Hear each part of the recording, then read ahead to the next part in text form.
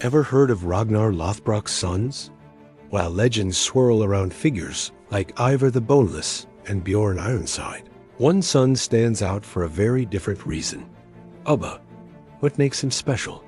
He's one of the few whose existence is confirmed not by Viking sagas, but by the very people he fought against. Unlike his brothers, who are stars of epic poems written centuries later, Ubba's name appears directly in Anglo-Saxon chronicles, penned close to the time he lived.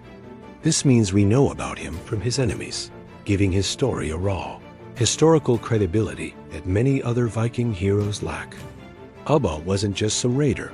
He was a key commander of the Great Heathen Army, a massive Viking force that invaded England in the mid-9th century.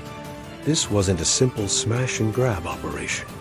It was a coalition army set on conquest and settlement, and Ubba was right at the heart of it, leading from the front.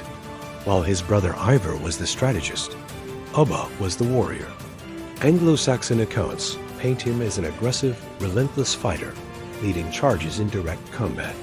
He carved a path of fear across the kingdoms of Mercia and Wessex, the very lands that would one day unite to form England. His reputation was so fearsome that chroniclers even suggested he used magic or consulted dark omens before battle, perhaps as a way to explain how this pagan army kept defeating Christian forces. But even the most feared warriors can fall.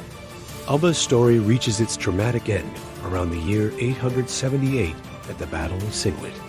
In a surprise attack, Anglo-Saxon troops led by Oda of Devon managed to defeat the Viking force, and Ubba was killed in the fighting. This was a huge turning point. It was a rare, significant defeat for the Vikings and showed that the Great Heathen Army was not invincible. Ubba's death weakened Viking momentum in southern England and is one of the few instances where we can tie the fate of a legendary Viking leader to a specific, recorded historical event. What's truly fascinating is that Ubba's legacy is built not on heroic poetry, but on the fearful accounts of his adversaries. His story gives us a glimpse into the brutal reality of Viking warfare, stripped of all the later romance and myth. Whether he was truly Ragnar's son is still debated by historians. But one thing is certain: Ubba was real, he was powerful, and he was dangerous. His life reminds us that history is often written by the victors, but sometimes the most compelling stories come from the words of the vanquished. Thanks for watching. If you enjoy diving into the real history behind the legends, be sure to like this video and subscribe for more. See you next time.